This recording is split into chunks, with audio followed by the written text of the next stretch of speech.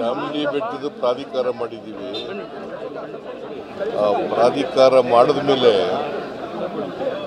ಉಮಾದೇವಿಯವರು stay ತಗೊಂಡಿದ್ರು. Stay wicket ಆಗಿದ್ರು.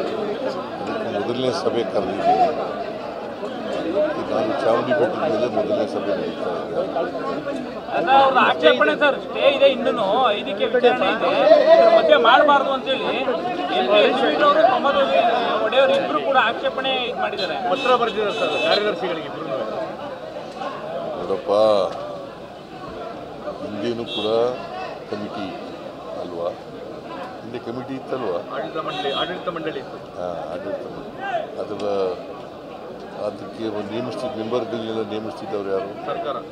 ಅದಕ್ಕೆ ಅಧ್ಯಕ್ಷರಾಗಿದ್ದವ್ರು ಯಾರು? ಆ ಸರ್ಕಾರದ ಅಧೀನದಲ್ಲೇ ಇತ್ತಲ್ವ?